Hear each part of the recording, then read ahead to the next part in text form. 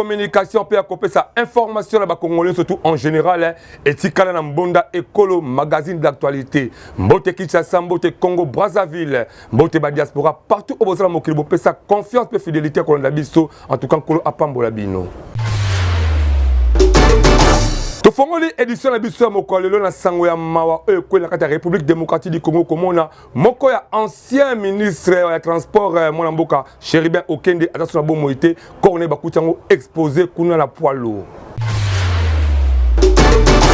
Mona Congo, Boye Baké Cherubin Okende, bras droit à Moïse Katumbi, ancien ministre des Transports, la gouvernement Sama Lukonde, Oyo Asalaka de mission, na Mikolo Eleki, Azali sous la bonne moïté. Zoto ya député national Wana, Bakuta Kiyango, sans vie, na poids lourd, na Tongo ya jeudi 13 juillet. Sous cette information, Oyo, et outil Epa Batu ya parti politique ya Moïse Katumbi Chapwe. Il paraîtrait que Akende qui continue à lettre, la réponse à invitation à jugement constitutionnel depuis mercredi 12 juillet, paix à mon là qui le sous-souté. Mais selon moi, Mboka Mbazika Songo, Moko va diriger ensemble pour la République de la Sud Kivu, a confirmé une nouvelle Yamabeke, même si circonstances y a liwanaye et ébalité, mais ba source ebele ezakolobake azwaki ba masasi na mutukanaye. Assassiné wana et comme kobangisa ba opposant ebele. Naba activiste kaka ngonga oyo tension eza makasi entre pouvoir naba opposant na likambo ya ba organisation ya ba élection générale oyo eza prévu en décembre 2023 biso to betisika munda peto sengi molimo ya mowei epe mana kimia na cadre ya ba dépôt ya candidature boye bake ensemble pour la République ya mwana mboka Moïse Katumbi Chapwe basi ba déposer avec impact idéologie liste ya ba candidat député pona Okatanga.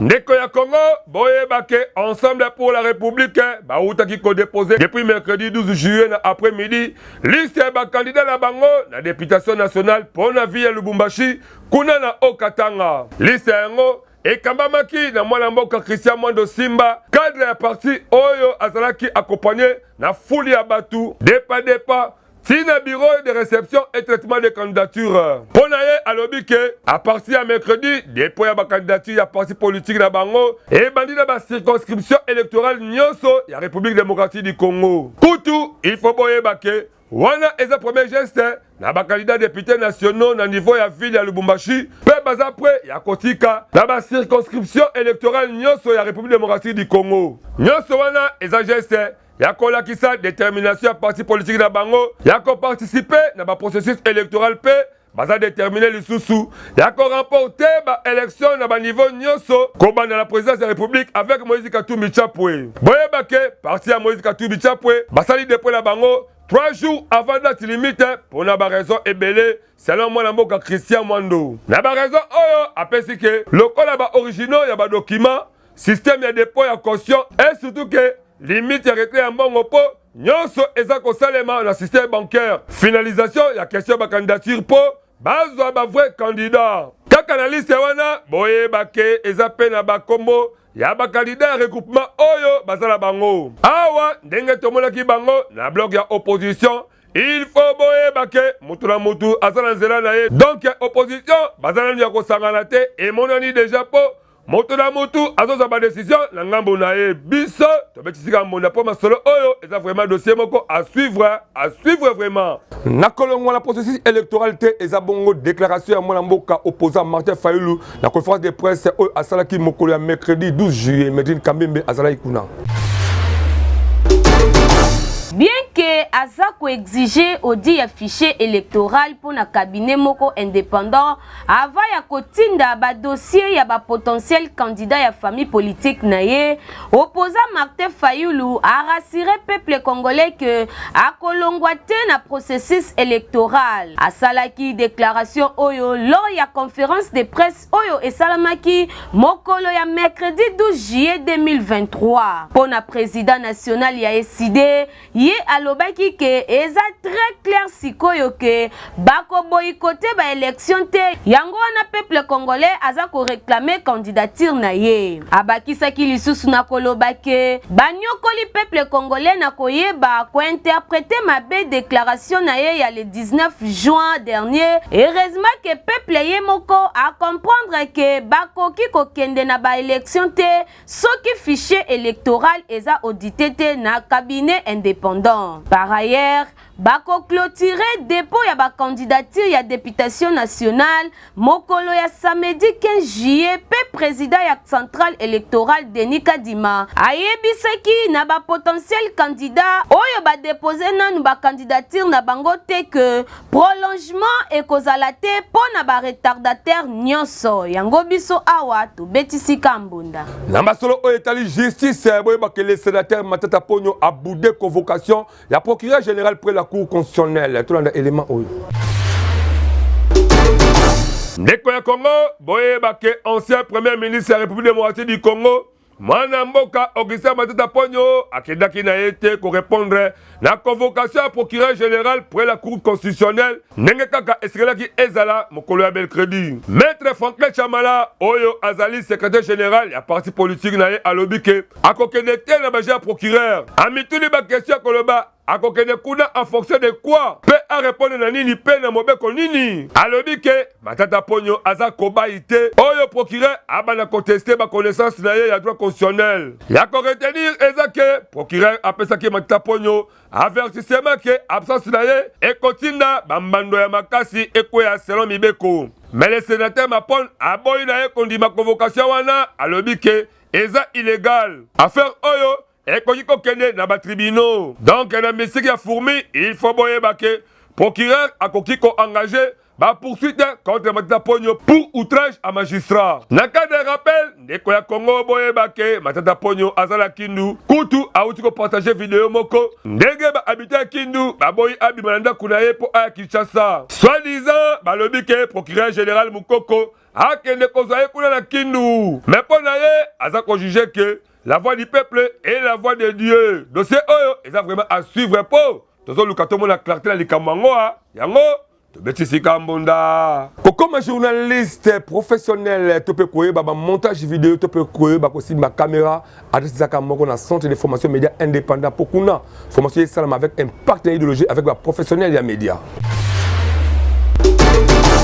Voulez-vous apprendre et devenir journaliste? Les centres de formation médias indépendants procèdent au recrutement des nouveaux candidats pour une nouvelle session. Que vous soyez diplômé d'État, homme de Dieu, docteur ou qui que vous soyez, les centres de formation médias indépendants met à votre disposition les filières ci-après. Le journalisme, la prise de vue, le montage vidéo. N'hésitez pas de nous rejoindre car ici, la formation se donne avec les professionnels des médias. Chez nous, c'est de l'expérience et du professionnalisme. Pour tout contact, appelez-nous au plus 243 89 81 81 097 ou appelez-nous au plus 243 99 37 45 722. Je répète, appelez-nous au plus 243 89 81 81 097 ou au plus 243 99 37 45 722. Nous sommes les centres de formation médias indépendants. Kolongo ya pasteur Godin Poi na ndenge ya soni ko président ya assemblée provinciale ya Kinshasa etini baninga na ye ba pasteur babeta mbonda ya kokabula mawa elongo na ye tolanda élément oyo.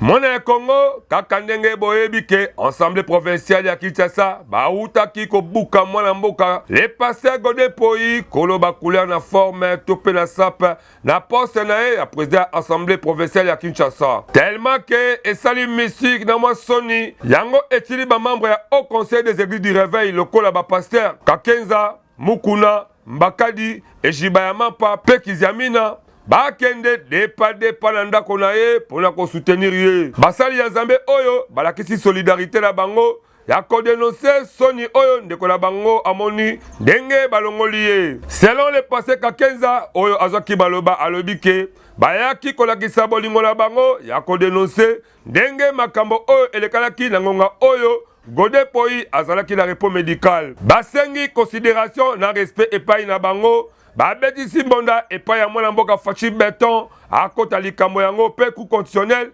azongisa Godé Poyi comme président de l'Assemblée provinciale.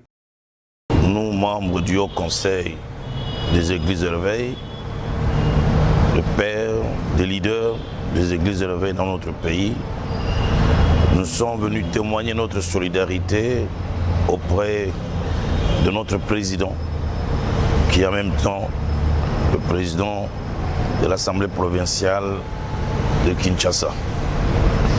Nous sommes venus témoigner notre solidarité en même temps pour dénoncer la manière dont les choses... Likambo oyo toyebike ebandaki na conflit entre les pasteurs Godé Poyi na le gouverneur Jatilingo Bilambaka esengaki moko akweya entre bango mibale mais tellement moko alongi te 6 me baluka 9 endeko koluka etumba zala bakasi tope zala na mbangu ndenge kaka bamisicien bayemba na mopanzi mosusu il faut boyebake Jatilingo Bilambaka akomi kobuka bakermesse ya pasteur Godé Poyi nesi kaka na film po la loi du plus fort est toujours la meilleure masolo oyo eza vraiment à suivre yango. Fondation Les Rebâtisseurs, il y a le président Instino Kabamba baza déterminé, il y a compris sa valeur de la population congolaise. Benjamin Kilunga a connu la compte il y a Monda Écolo magazine d'actualité.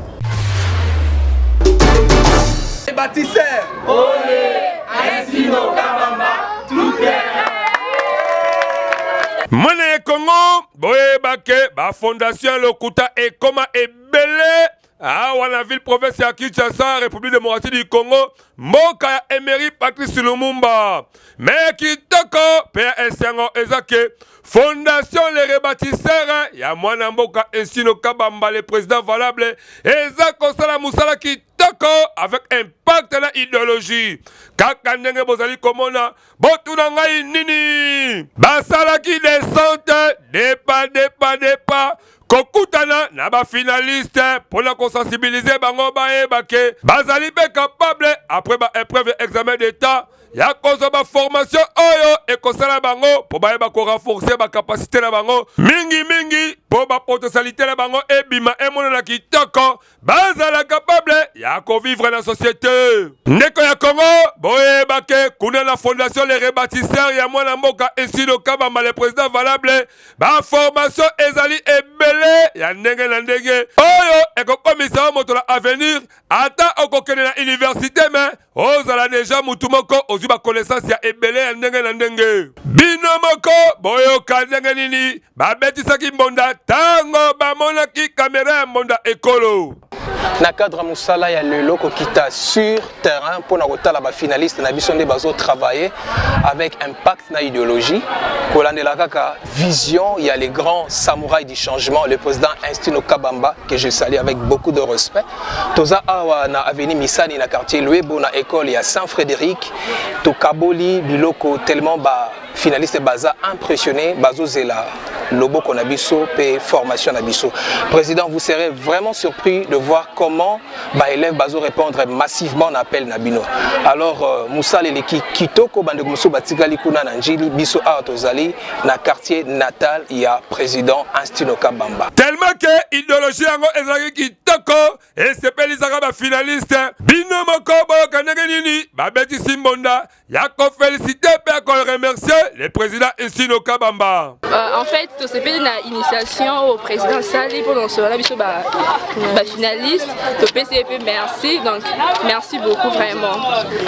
Nous avons vraiment la poste de kutana vraiment des 30 juin. Merci beaucoup. Ezali kitoko ndeko ya Congo komona batu bazaba bakalisa kitoko boye lokola le président valable Instino Kabamba mokonzi ya fondation Les Rebâtisseurs ndenge azako kumbela idéologie kitoko ya ko former jeunesse congolaise de manière que lobby baye bakozala ba responsable ya kokumba Congo avec impact na idéologie kaka ndenge idéologie ya mwana mboka Félix Tshisekedi chef de l'état eza kosenga et monani ya solo vraiment que ye azali oyo azako accompagner vision ya mwana mboka Tshisekedi yango biso tobeteli monda po musala na e et monani kitoko tobakele ba fleur olé Instino Kabamba tout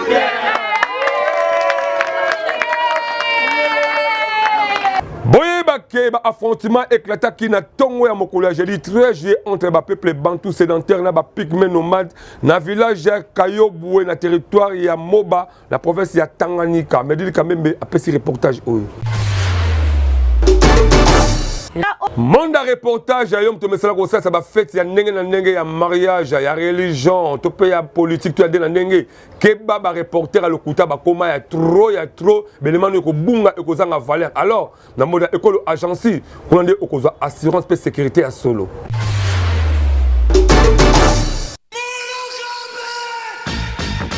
Bana Congo Kinshasa, bana Congo Brazzaville, yo mutu olingaka ba activité na yo eye bana na mokili mobimba.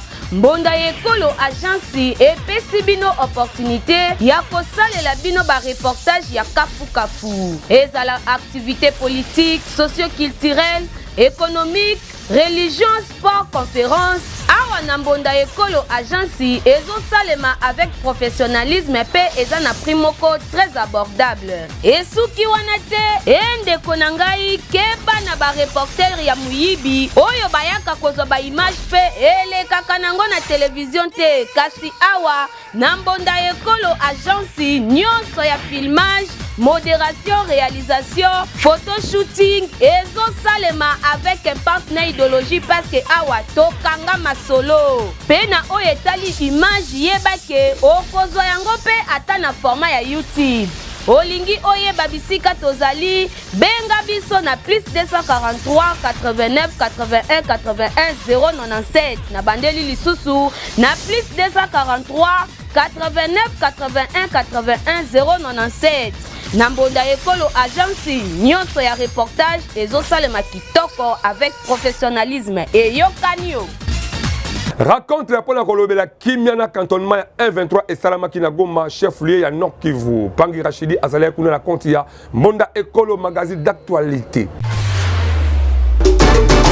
Na kadi ya koluka pe ezonga na partie est ya République démocratique du Congo, rencontre moko esalemaki na Goma chef lieu ya Nord Kivu esangisaki ba partie ebele. Côté RDC, tomonaki mwana mboka Busa Nyamusi, ministre ya intégration régionale, na Jean-Pierre Bemba o a participaki na zele ya vidéoconférence autour ya facilitateur Uhuru Kenyatta. Babetaki masolo pona o etali respect ya ba accord na fait de route ya Luanda. Na yango balobelaki lisusu o etali pré-cantonnement na cantonnement ya M23 kuna na Kindu esika o ebongisami pona désarmement na bango. Masolango elekaki kitoko avec impact pe idéologie. Awa ba rencontre eza kosalema pona koluka kimie kota na partie est ya République démocratique du Congo, tokosenga kaka na ba service ya sécurité bakanga frontière o eza ko séparer biso na Rwanda. Po M23 o eza soutenu na Rwanda, baza toujours ko renforcer ba position na bango, pe baza na logique moko ya koluka guerre contre RDC. Pona bango, soki Kinshasa a négocié na bango te, bako se retirer te na ba zone o ba occupé. Kasi côté gouvernement congolais, baza catégorique ya koboya toute négociation na ba terroriste ya M23 o baza soutenu na Rwanda. Affaire oyo eza à suivre. Biso Mbonda Ekolo to betisika kambonda. Depa tokomi kokena levé ya état de siège na province ya Nord Kivu pe Ituri selon Maloba Julien Paluku Ozali ministre industrie.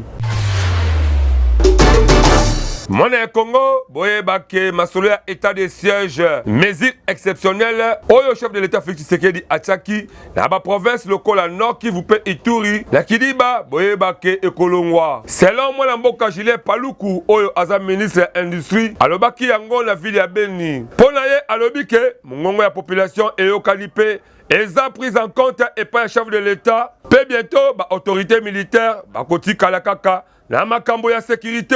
Selon ye, tozala environnement oyo, chef de l'état azaki option ya ko instaurer état de siège pour na koluka ba réponse na ba question ya sécurité. Objectif ezalaki ya ko concentrer pouvoir na maboko ya ba militaire pe ya kozongisa kimia na région. Curieusement na suka ya nyoso tango ba évaluer bamboni ke résultat oyo balingaki ezala yango te oyo bazwi. Yango mokonzi ya mboka le chef de l'état Félix Tshisekedi asengi ko convoquer table ronde na Kinshasa pona masolo yango. Soki ekozala malamu boyebake kaka na mwa oyo ya juillet pona kolever mesure yango. Abakisi lisusu ke gouvernement aza kosala pona ko renforcer capacité armée congolaise pe a préciser que plus de 20 000 personnes dans la formation qui tourne à peine à Kamina. Na site de rappel, boye baké état de siège, les gens qui décrété 2 ans déjà passé dans la province locale, il y a Nord qui vous paye à Ituri. Mais il y a les gens qui instauré, l'objectif est il y a restaurer l'autorité à l'État. La augmentation du pouvoir et pas les militaires. Mais, et l'on y présente, la population a se plaindre. Bisso, tu veux dire que tu as moko zambo kaye moko étant garant la nation a soigné sur le maboko de manière que Kimia et contre la Congo Mobimba. Après opération militaire et Salamaki na secteur ya Rwenzori na territoire ya Beni, boye ba que 3 terroristes ADF bazaki neutralisés. Pangi Rachidi abeti Masolango. Mokolo ya mercredi 12 juillet 2023, 3 terroristes ougandais à Force démocratique et alliés ADF na Mukuse bazalaki neutralisé et pas FRDC na secteur ya Wenzori na territoire ya Beni. Information yango et pesamaki et pas ya porte-parole ya FRDC ya secteur opérationnel Sokola 1.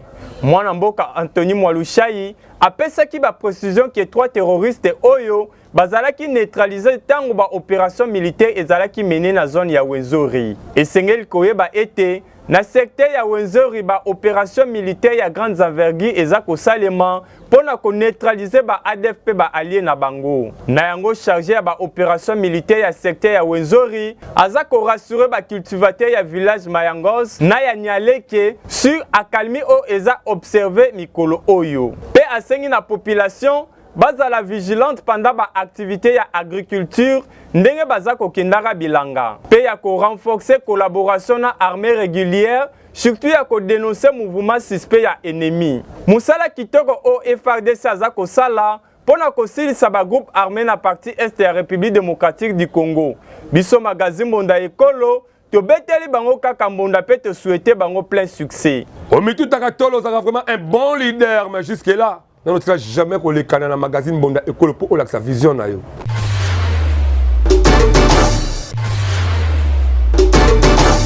Congolais, Congolaises, yo mutu ozalaka na idée ya développement ya RD Congo, magazine Mbonda ya Ekolo baleki ya Yezu apesi bino opportunité ya koya ko exposer ba vision na bino pona bolamu ya Ekolo mobimba. Botala bino moko tomesana koyamba batu na plateau na biso po mutu na mutu atalisa vision na ye. Yo mutu oza na ba idée ya malamu olingi mboka ekende liboso, magazine Mbonda ya Ekolo afongoleli bino ba porte yaka o contribuer na développement ya mboka RD Congo. Oyo ayebi ke aza vrai leader sala lokola baninga yaka na plateau na biso parce que eza seule adresse oyo eyambaka ba leader ya makasi pe ya solo. Tala ndenge ba leader bazali koleka moko na moko bazali koyamba bango epai ya mwana mboka Alain Dewa na Medrine Kambembe avec un partenaire idéologie. To abordaka basi genio soloko la politique, économique, socio-culturelle, religieux, pena basi je mosusu oyo ezo contribuer na développement ya mboka na biso. Bazomo na pero batana makanisi kimute mabete.